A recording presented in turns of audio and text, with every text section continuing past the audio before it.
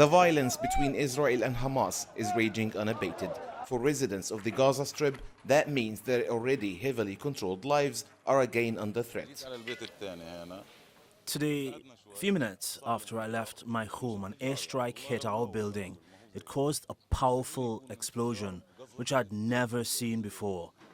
Israel launches these powerful strikes not only for the sake of demolition, but also for the sake of killing.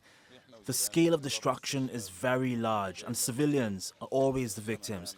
Today, in most of its airstrikes, Israel does not give any warnings to residents to leave and evacuate the area. The Palestinian Ministry of Health says there's a significant shortage of medical supplies and equipment in the territory, and treating the swarm of injured Palestinians is becoming impossible. Ambulance crews have been targeted in Israeli attacks multiple times, and Beit Hanun Hospital in northern Gaza has been forced out of service. There is a clear intention by the Israeli occupation forces to target civilians as a punishment against them while exercising their right to defend themselves and recover their land. Israel has committed war crimes for which it must be held accountable. There will be no talks about a ceasefire as long as there is escalation aggression against our people. Our focus is currently directed at the battle.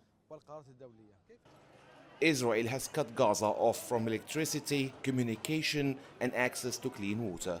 The absence of border crossings has exacerbated the humanitarian crisis, as no medical, food, or fuel aid has entered Gaza so far.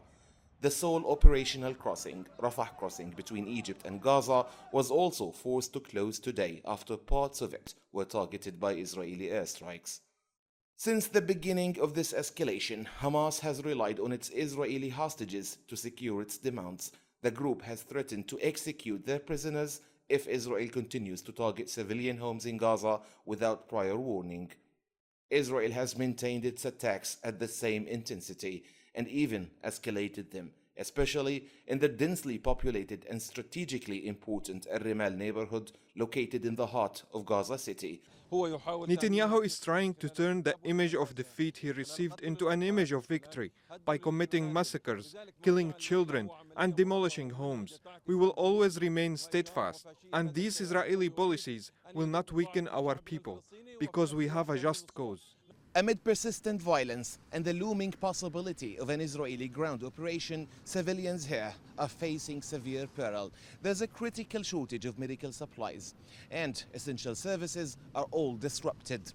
To exacerbate matters, a ceasefire agreement between Israel and Hamas remains elusive. Nizar Sadawi, TRT World, Gaza.